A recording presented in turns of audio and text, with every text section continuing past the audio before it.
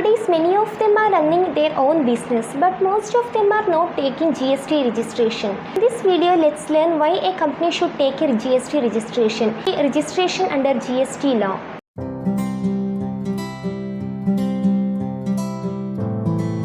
Hi, myself Akila, GST practitioner.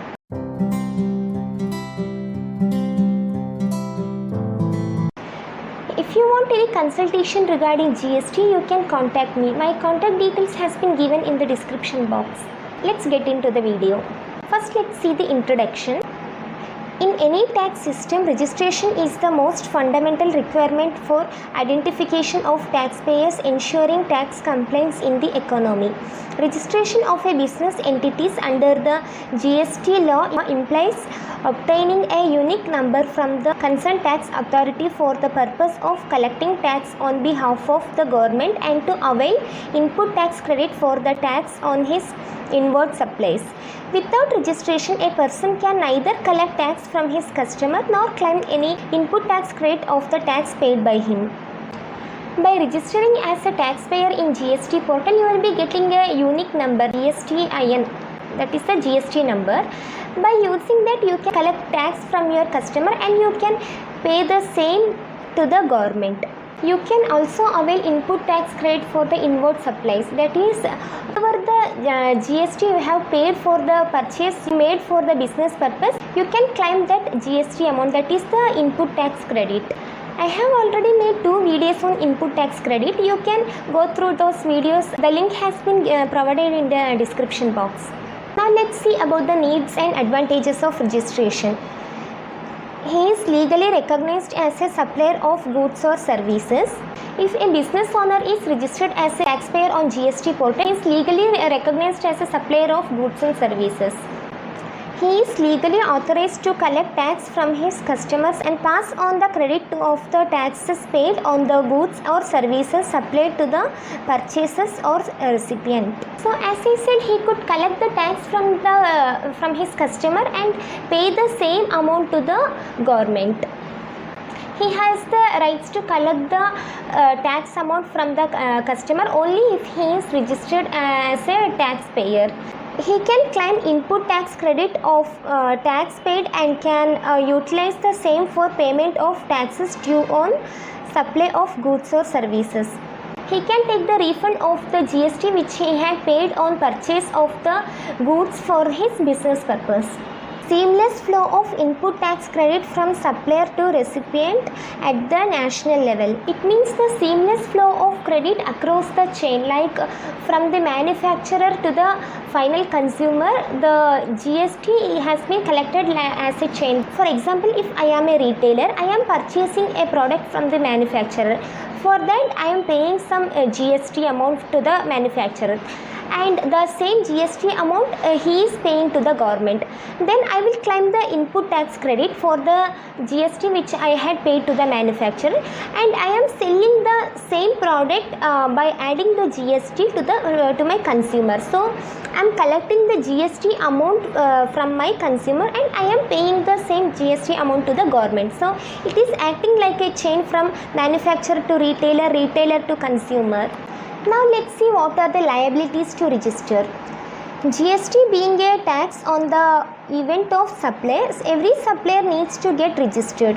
However, small business having all India aggregate turnover below rupees 20 lakh, 10 lakh if business is in Assam, Arunachal Pradesh, Himachal Pradesh, Uttarakhand, Manipur, Mizoram, Sikkim, Meghalaya, Nagaland or Tripura need not register.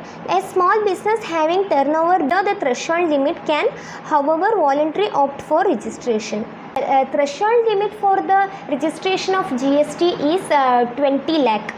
If the aggregate turnover is more than 20 lakh, it is mandatory to take GST registration. And only for the states of Assam, Arunachal Pradesh, Himachal Pradesh, Uttarakhand, Mizoram, Manipur, Sikkim, Meghalaya, Nagaland or Tripura, only for these states you have to take the registration. If you have the aggregate turnover of 10 lakh, you have to take the GST registration mandatorily. And for the small business owner, if you have the turnover less than 20 lakhs, you can take the GST registration voluntarily. Now let's see what is aggregate turnover. The aggregate turnover includes supplies made by him on behalf of his principals but excludes the value of job worked goods if he is a job worker. But a person who are engaging exclusively in a business of supplying goods or services or both, they are not liable to tax, wholly exempted from tax, or an agriculturist to the extent of supply of produce out of cultivation of land and not liable to register under GST.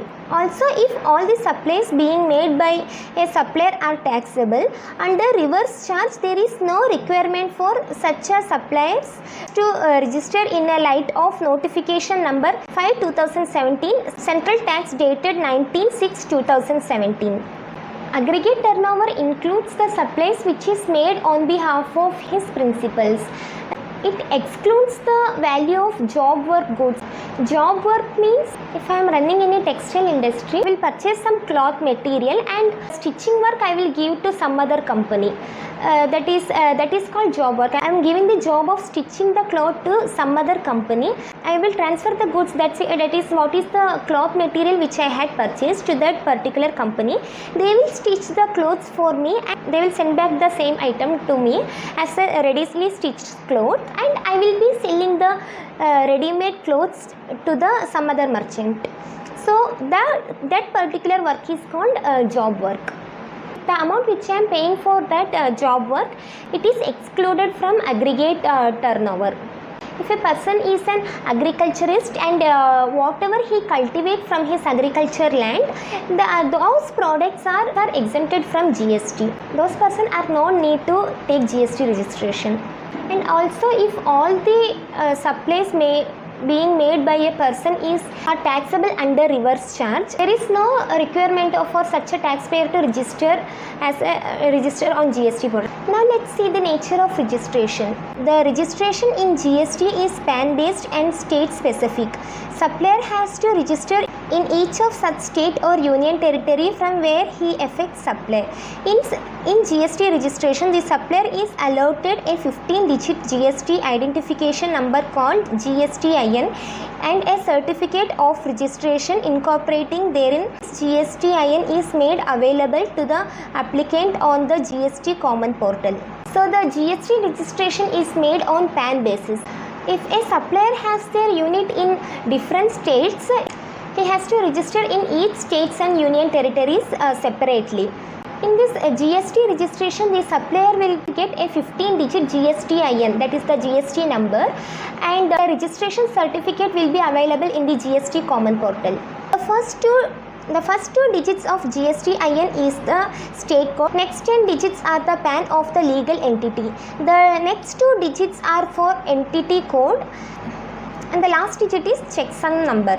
Registration under GST is not tax specific, which means that there is a single registration for all taxes, that is CGST, SGST, UTGST, IGST and cess. The first 2 digits of a GSTIN will be the state code. For each state there will be a different codes. So the first 2 digits will be state code. The next 10 digit will be the PAN card number of the applicant. The next digit will be the entity number of the state code. And the next one will be the alphabet Z by default. For any registered GST taxpayer, the 14 digit will be the alphabet Z. And the last number will be the checksum digit. The number keeps on changing for each registered person. So see, this is the format of GSTIN. That is the first 2 digit showing as 22, it's the state code, and the next 10 digit is it's a PAN number of the applicant, and the next number it is the entity number of the same PAN holder in the state, and next you can see the alphabet Z, that is the alphabet Z by default. For any registered person, the 14 digit will be alphabet Z. And the last one is the checksum digit. It keeps on changing. Under GST there are only single registration for all the taxes like CGST, SGST, IGST and UTGST. For all the 4 taxes you have to take only one registration.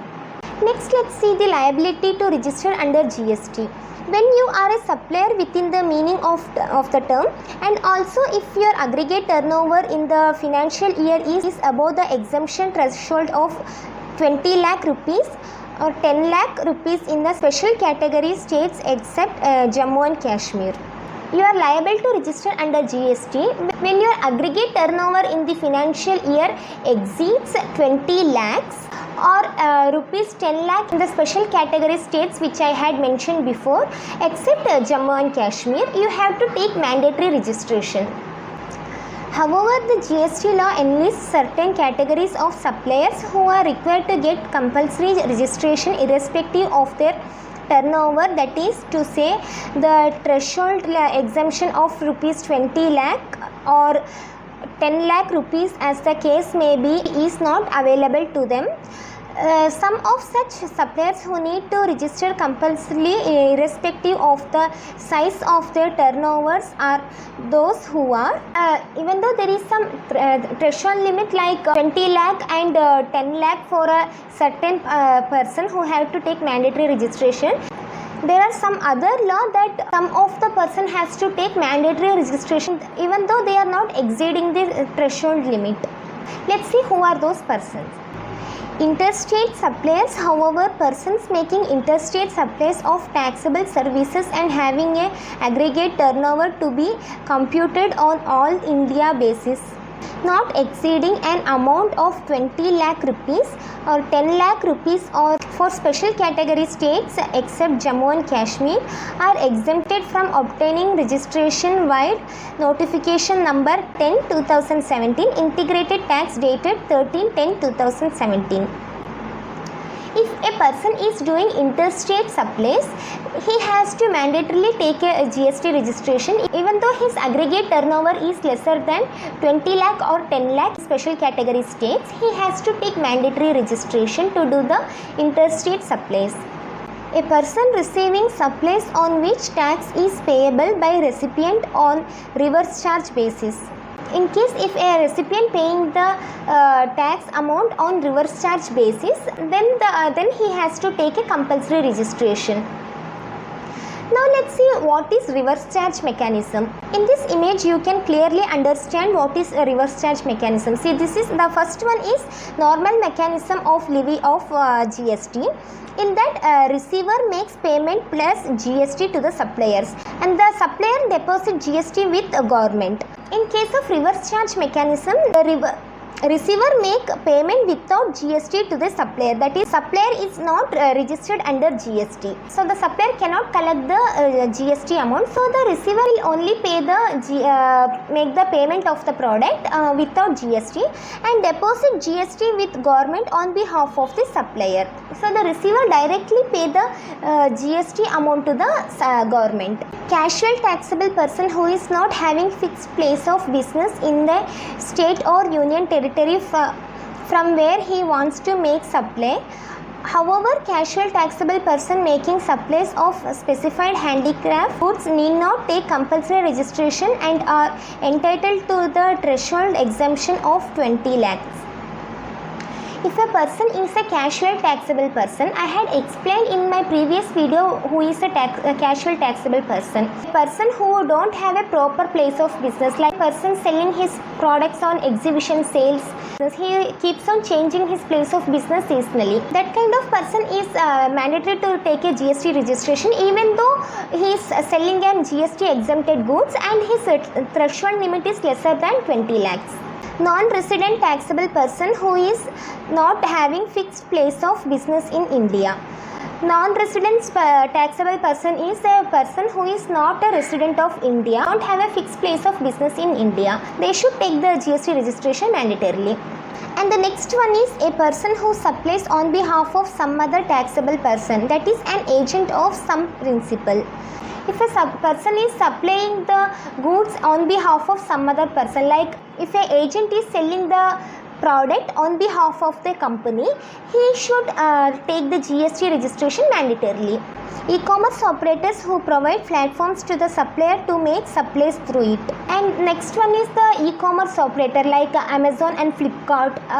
This type of e-commerce operator who provides the platform to sell the products on their website, they have to mandatorily take a GST registration.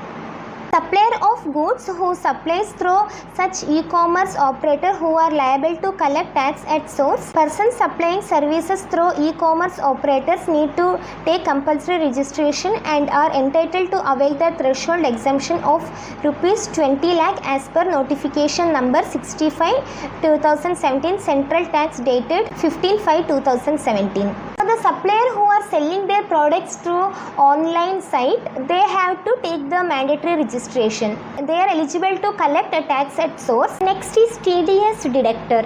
TDS deductor is a tax deduction at source. The person who deducts the tax at source, he has to register on GST portal. Next is input service distributor. I have explained about input service distributor in my previous videos. You can go through that. Those supplying online information and database access or retrieval services from outside India to the non-registered person in India. Online services like Hotstar, Amazon Prime, those are the online information database retrieval services. So as providing these services to a registered person in India, they have to take a GST registration. Then let's see what happens if a company is not registered for GST. If you don't register for GST and are required to, you may have to pay GST on sales made since the date you were required to register. This may happen even if you didn't include GST in the price of those sales. You may also have to pay penalties and interest. If you are liable to take GST registration and if you are not taking GST registration, you have to pay the GST amount from the date on which you are liable to take GST registration. From that date, you have to pay the GST amount to the government with interest and penalties. Let's see in my next video. Thank you. Bye-bye.